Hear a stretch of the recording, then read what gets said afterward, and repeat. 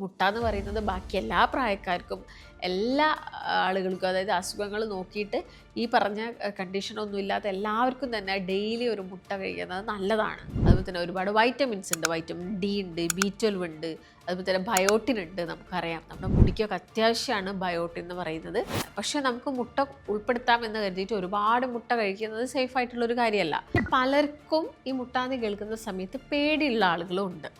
അതായത് മുട്ട കഴിച്ചു കഴിഞ്ഞാൽ കൊളസ്ട്രോൾ കൂടും, അല്ലെങ്കിൽ മുട്ട കഴിച്ചു കഴിഞ്ഞാൽ പെട്ടെന്ന് ഹൃദ്രോഗം വരാം, ഇങ്ങനെയൊക്കെ പറയുന്ന ഒരുപാട് ആളുകൾ നമ്മുടെ സമൂഹത്തിലുണ്ട്. ചോറ് കഴിച്ചിട്ടില്ലെങ്കിലും അല്ലെങ്കിൽ മറ്റുള്ള പയറ് പരിപ്പ് വർഗ്ഗങ്ങളൊന്നും കഴിച്ചിട്ടില്ലെങ്കിലും നമ്മളൊരു മുട്ട കഴിക്കുന്നുണ്ടെങ്കിൽ അത്യാവശ്യം നമുക്ക് നമ്മുടെ ബോഡിക്ക് എനർജി കിട്ടും. അതുപോലെ തന്നെ നമ്മുടെ ബോഡിക്ക് വേണ്ട ഹെൽത്തി ആയിട്ടുള്ള ഫാറ്റ്സ് കിട്ടും. മുട്ട എന്ന് പറയുന്ന സമയത്ത് തന്നെ നമുക്കറിയാം ഇത് കംപ്ലീറ്റ് ആയിട്ടുള്ളൊരു പ്രോട്ടീനാണ്.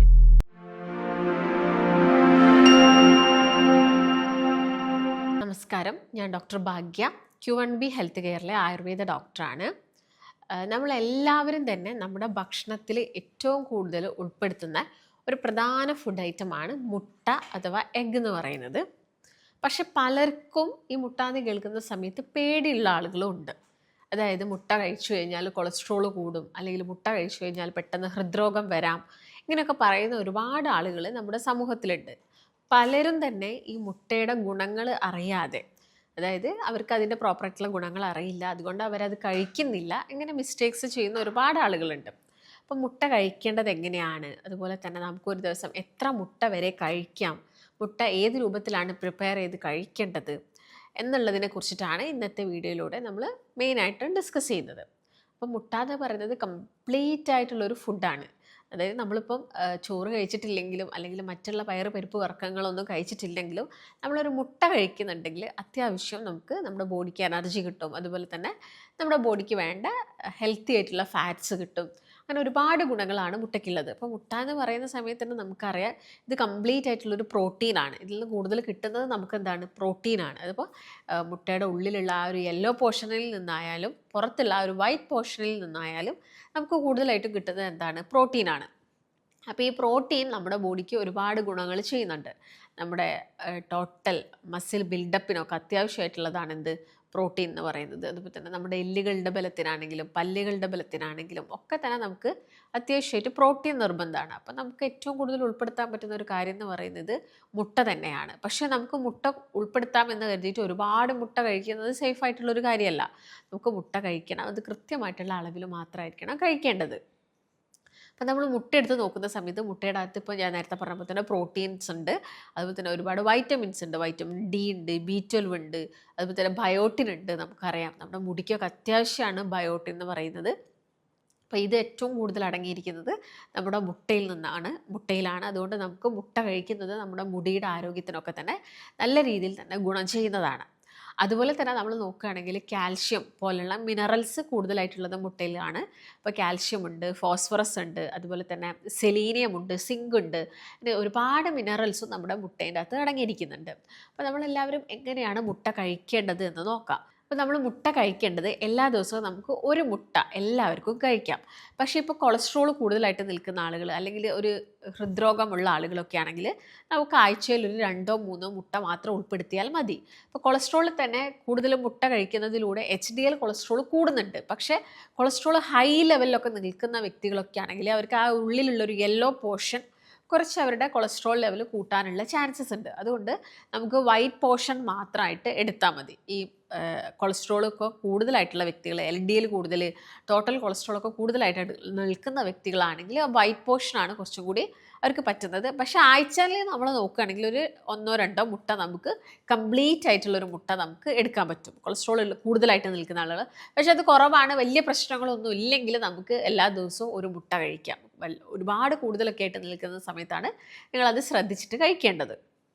അതുപോലെ തന്നെ ഇപ്പോൾ ഹാർട്ട് സർജറി കഴിഞ്ഞിട്ടുള്ള ആളുകൾ അല്ലെങ്കിൽ അറ്റാക്ക് വന്നിട്ട് മറ്റെന്തെങ്കിലും ട്രീറ്റ്മെൻ്റ് ഒക്കെ എടുക്കുന്ന വ്യക്തികളൊക്കെ ആണെങ്കിൽ നിങ്ങൾക്ക് കറക്റ്റായിട്ട് ഡോക്ടേഴ്സ് പറഞ്ഞു തരും. അപ്പോൾ മുട്ട കഴിക്കേണ്ട എന്ന് അവരൊരിക്കലും പറയില്ല. മുട്ടയുടെ വൈറ്റ് പോർഷൻ വളരെ ഇമ്പോർട്ടൻ്റ് ആയിട്ടുള്ള ഒരു കാര്യമാണ്. യെല്ലോ പോർഷൻ ഒന്ന് മാറ്റി നിർത്തി കഴിഞ്ഞാൽ വൈറ്റ് പോർഷൻ അവർക്ക് കഴിക്കാൻ പറ്റും. ഇല്ലെങ്കിൽ ഈ പറഞ്ഞ പോലെ തന്നെ വീക്ക്ലി എടുക്കുകയാണെങ്കിൽ 1-2 മുട്ട അവർക്ക് കംപ്ലീറ്റ് ആയിട്ടുള്ളൊരു എഗ്ഗ് നമുക്ക് ഉൾപ്പെടുത്താൻ സാധിക്കുന്നതാണ്. അതുപോലെ തന്നെ നമ്മൾ നോക്കുകയാണെങ്കിൽ ഈ ഒരു മുട്ടേൻ്റെ അകത്തുള്ള പ്രോട്ടീൻസ് ആയിക്കോട്ടെ അല്ലെങ്കിൽ കൊഴുപ്പുകളായിക്കോട്ടെ, ഇത് HDL കൊളസ്ട്രോൾ കൂട്ടുന്നതിന് ഹെൽപ്പ് ചെയ്യുന്നുണ്ട്. അപ്പോൾ നമ്മൾ കഴിക്കുന്ന സമയത്ത് ഒരു മുട്ട എന്നുള്ള രീതിയിലായിരിക്കണം കഴിക്കേണ്ടത്. പിന്നെ മുട്ട എന്ന് പറയുന്നത് കംപ്ലീറ്റ് പ്രോട്ടീനാണ്. അപ്പോൾ കുറച്ച് ഫൈബേഴ്സും കൂടി നിങ്ങൾ എന്ത് ചെയ്യണം, ആഡ് ചെയ്ത് കൊടുക്കണം. കാരണം മുട്ടേൻ്റെ അകത്ത് ഒട്ടും തന്നെ നാരുകളില്ല. അപ്പോൾ നമ്മൾ കുറച്ചധികം ഫൈബേഴ്സ് ആഡ് ചെയ്ത് കൊടുക്കുക. അപ്പോൾ അത് പ്രോപ്പറായിട്ടുള്ളൊരു ഡൈജഷന് ഹെൽപ്പ് ചെയ്യും. ചില ആളുകൾക്കുണ്ട് മുട്ട കഴിച്ചു കഴിഞ്ഞാൽ കോൺസ്റ്റിപ്പേഷൻ അഥവാ ഈ ഒരു വയറ്റിൽ നിന്ന് പോവാത്തൊരു ബുദ്ധിമുട്ടുണ്ടാകുന്നത്. അപ്പോൾ അത്തരം വ്യക്തികൾക്കൊക്കെ ആണെങ്കിൽ കുറച്ചധികം നാരുകൾ കൂടി ഇതിൻ്റെ കൂടെ ആഡ് ചെയ്ത് കൊടുക്കുന്നത് എപ്പോഴും നല്ലതായിരിക്കും. അപ്പോൾ പ്രോപ്പറായിട്ടുള്ളൊരു മലശോധനയൊക്കെ അവർക്ക് ഉണ്ടാകും. അപ്പോൾ നമ്മൾ മുട്ട കഴിക്കേണ്ടത് എങ്ങനെയാണെന്ന് പലർക്കും ഡൗട്ടുണ്ട്. അപ്പോൾ മുട്ട നമ്മളെല്ലാവർക്കും ഇഷ്ടം ഒന്നെങ്കിൽ പൊരിച്ചിട്ട് കഴിക്കുക, അല്ലെങ്കിൽ നമ്മളത് കംപ്ലീറ്റ് ആയിട്ട് പുഴുങ്ങിയിട്ട് കഴിക്കാറുണ്ട്.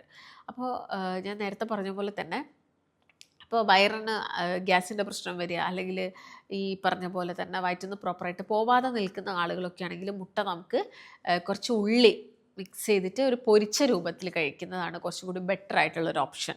നമ്മൾ കുറച്ച് ഉള്ളി, അതുപോലെ തന്നെ നമുക്ക് സവാള, അതിൻ്റെ കൂടെ ടൊമാറ്റോ ആഡ് ചെയ്യാം. അതുപോലെ തന്നെ വേണമെങ്കിൽ കുറച്ച് ക്യാരറ്റ് എല്ലാം തന്നെ മിക്സ് ചെയ്തിട്ട് മുട്ട കഴിക്കുന്നുണ്ടെങ്കിൽ കുറച്ചുകൂടി ഹെൽത്തി രൂപമാണ്. പിന്നെ എല്ലാവർക്കും മുട്ട കഴിക്കാൻ പറ്റുമെന്ന് വെച്ച് കഴിഞ്ഞാൽ നേരത്തെ പറഞ്ഞ വിഭാഗത്തിലുള്ള ആളുകൾ മാത്രം ശ്രദ്ധിച്ചാൽ മതി.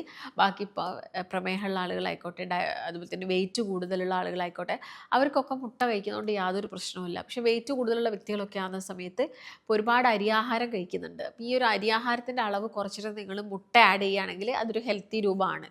അതായത് ഇപ്പോൾ രാവിലെ ഇഡ്ഡലി കഴിക്കുന്ന സമയത്ത് ഒരു ഇഡ്ഡലി എടുക്കുക, പ്ലസ് അതിൻ്റെ കൂടെ 2 മുട്ട എന്നുള്ള രീതിയിലാണ് നിങ്ങൾ കഴിക്കുന്നതെങ്കിൽ അതൊരു ഹെൽത്തി ആയിട്ടുള്ള രൂപമാണ്. പക്ഷേ ഇങ്ങനെയല്ല നിങ്ങൾ കഴിക്കുന്നത്. രാവിലത്തെ ബ്രേക്ക്ഫാസ്റ്റ് നല്ല കൂടുതൽ അളവിൽ എടുക്കുന്നുണ്ട്, അതിൻ്റെ കൂടെ തന്നെ മുട്ടയും കൂടി ആഡ് ചെയ്യുന്ന സമയത്ത് കൂടുതലായിട്ട് നമ്മുടെ ബോഡിയിൽ കലോറി എത്തും. അപ്പോൾ നമ്മളൊരു കംപ്ലീറ്റ് മുട്ട എടുക്കുകയാണെങ്കിൽ അതിൻ്റെ യെല്ലോ പോർഷൻ ഉണ്ട്. ഈ യെല്ലോ പോർഷൻ്റെ അകത്ത് നിന്ന് കുറച്ചധികം കൂടുതലായിട്ട് കലോറി ബോഡിയിൽ കിട്ടുന്നുണ്ട്. ഒരു എഗ്ഗ് ആണെങ്കിൽ അതിൻ്റെ അകത്ത് ഒരു 55 കലോറിയെങ്കിലും നമ്മൾ ബോഡിക്ക് കിട്ടുന്നുണ്ട്. പക്ഷേ ഒരു വൈറ്റ് പോർഷൻ ആണെങ്കിൽ ഒരു 17 ആ രൂപത്തിൽ മാത്രമേ കലോറി കിട്ടുന്നുള്ളൂ. അതുപോലെ തന്നെ അതിനകത്ത് ഫാറ്റ് നോക്കുകയാണെങ്കിൽ യെല്ലോ പോർഷനിലായിരിക്കും എപ്പോഴും ഫാറ്റ് കൂടുതലായിട്ട് നിൽക്കുന്നത്. കൊളസ്ട്രോൾ നോക്കുകയാണെങ്കിൽ ചെറിയ മില്ലിഗ്രാം മാത്രമേ ഉണ്ടാവുള്ളൂ എഗ്ഗിൻ്റെ ആ ഒരു യെല്ലോ പോർഷൻ്റെ അകത്ത്. അപ്പോൾ അതുപോലെ തന്നെ നമ്മൾ വൈറ്റ് പോർഷൻ എടുക്കുകയാണെങ്കിൽ അത് കുറവായിരിക്കും. കമ്പയർ ചെയ്യുന്ന സമയത്ത് വൈറ്റ് പോർഷനകത്ത് ഈ ഒരു കൊളസ്ട്രോളിൻ്റെ അളവ് താരതമ്യേന കുറവായിരിക്കും. അതുപോലെ തന്നെയാണ് ഫാറ്റിൻ്റെ കണ്ടൻറ്റ് നോക്കുകയാണെങ്കിൽ കുറവ് വൈറ്റ് പോർഷനിലായിരിക്കും, കൂടുതലായിട്ട് നിൽക്കുന്നത് യെല്ലോ പോർഷനിലായിരിക്കും. അപ്പോൾ അതൊക്കെ നോക്കിയിട്ട് നമ്മൾ മുട്ട കഴിക്കുന്നതായിരിക്കും കുറച്ചുകൂടി നല്ലത്. പിന്നെ മുട്ട കഴിക്കുമ്പോൾ ഒന്നെങ്കിൽ ജസ്റ്റ് പുഴുങ്ങി കഴിച്ചു കഴിഞ്ഞാൽ നന്നായിട്ട് വെള്ളം കുടിക്കുക, കുറച്ചധികം നാരുകളുള്ള ഫുഡുകൾ കൂടുതലായിട്ട് ഉൾപ്പെടുത്തുക. അത് നമുക്ക് വയറിന് ഗ്യാസിൻ്റെ പ്രശ്നങ്ങളോ അല്ലെങ്കിൽ പെട്ടെന്ന് വയർ ഉറയ്ക്കുന്ന കുറച്ച് പ്രശ്നങ്ങൾ ഉള്ള ഒരുപാട് ആളുകളുണ്ട്. അപ്പോൾ അവർക്ക് ആ രീതിയിൽ എടുക്കുന്നതായിരിക്കും നല്ലത്. അപ്പോൾ വെയിറ്റ് ലോസിനാണ് നിങ്ങൾ ട്രൈ ചെയ്യുന്നതെങ്കിൽ മുട്ട ഞാൻ നേരത്തെ പറഞ്ഞ പോലെ തന്നെ കൂടുതൽ പച്ചക്കറികൾ മിക്സ് ചെയ്തിട്ട് ഒരു സ്പാനിഷ് ഓംലെറ്റ് രൂപത്തിൽ എടുക്കുന്നതായിരിക്കും കുറച്ചുകൂടി ബെറ്റർ. അപ്പോൾ അത് കംപ്ലീറ്റ് ആയിട്ട് അവർക്ക് എന്ത് ചെയ്യും, വയറ് നിറയും. നിങ്ങൾ കഴിക്കുന്ന സമയത്ത് പെട്ടെന്ന് നിങ്ങൾക്ക് വിശക്കില്ല. അപ്പോൾ ആ രീതിയിലായിരിക്കണം നിങ്ങൾ കഴിക്കേണ്ടത്. അപ്പോൾ മുട്ട എന്ന് പറയുന്നത് ബാക്കി എല്ലാ പ്രായക്കാർക്കും, എല്ലാ ആളുകൾക്കും, അതായത് അസുഖങ്ങൾ നോക്കിയിട്ട് ഈ പറഞ്ഞ കണ്ടീഷനൊന്നും ഇല്ലാത്ത എല്ലാവർക്കും തന്നെ ഡെയിലി ഒരു മുട്ട കഴിക്കുന്നത് നല്ലതാണ്. കാരണം ഞാൻ നേരത്തെ പറഞ്ഞ പോലെ പ്രോട്ടീൻസ് കൂടുതലാണ്. ഇപ്പോൾ പ്രോട്ടീൻസ് നോക്കുകയാണെങ്കിൽ വൈറ്റ് പോർഷനിലാണ് പ്രോട്ടീൻ കൂടുതൽ, യെല്ലോ പോർഷനകത്ത് പ്രോട്ടീൻസ് കുറച്ച് കുറവാണ്. അപ്പോൾ നമ്മൾ ഇപ്പോൾ വെയിറ്റ് ലോസിന് ആഗ്രഹിക്കുന്ന ആളുകൾക്കാണെങ്കിൽ ഈ മുട്ടയുടെ വൈറ്റ് ഭാഗം മാത്രം അവർക്ക് യൂസ് ചെയ്യാം. ഇപ്പം ജിമ്മിലൊക്കെ പോകുന്ന ആളുകൾക്ക് അറിയാം, അവർക്ക് നല്ല രീതിയിൽ ഡയറ്റ് എടുക്കുന്നതുകൊണ്ട് അവർ ഒരുപാട് മുട്ട കഴിക്കും. പക്ഷെ അത് അവരുടെ ബോഡിയിൽ വലിയ പ്രശ്നങ്ങൾ ഉണ്ടാക്കാത്തതിൻ്റെ റീസൺ എന്താണെന്ന് വെച്ച് കഴിഞ്ഞാൽ അവർ ബാക്കിയുള്ള ഫുഡുകളൊക്കെ കൺട്രോൾ ചെയ്തിട്ട് എക്സസൈസ് നന്നായിട്ട് ചെയ്യുന്നുണ്ട്. അപ്പോൾ എന്താണെങ്കിലും അവരുടെ മസിൽ ഒക്കെ ആ ഒരു ബിൽഡപ്പിന് എന്ത് വേണം, പ്രോട്ടീൻ അത്യാവശ്യമാണ്. അപ്പോൾ അവർക്ക് ആഡ് ഓൺ ചെയ്ത് കൊടുക്കാൻ പറ്റുന്നൊരു ബെസ്റ്റ് ആയിട്ടുള്ളൊരു ഫുഡ് എന്ന് പറയുന്നത് മുട്ടയാണ്. അതുകൊണ്ട് ഈ ബോഡി ബിൽഡേഴ്സ് അല്ലെങ്കിൽ ജിമ്മിൽ പോകുന്ന ആളുകളൊക്കെ ബാക്കിയുള്ള ഫുഡുകളൊക്കെ കട്ട് ചെയ്തിട്ട് ഈ മുട്ട കഴിക്കാറുണ്ട്. അതൊരു വലിയ പ്രശ്നമുള്ളൊരു കാര്യമല്ല, അത് അവർക്ക് കഴിക്കേണ്ടതാണ്, അവരുടെ ബോഡിക്ക് അത്യാവശ്യമാണ്.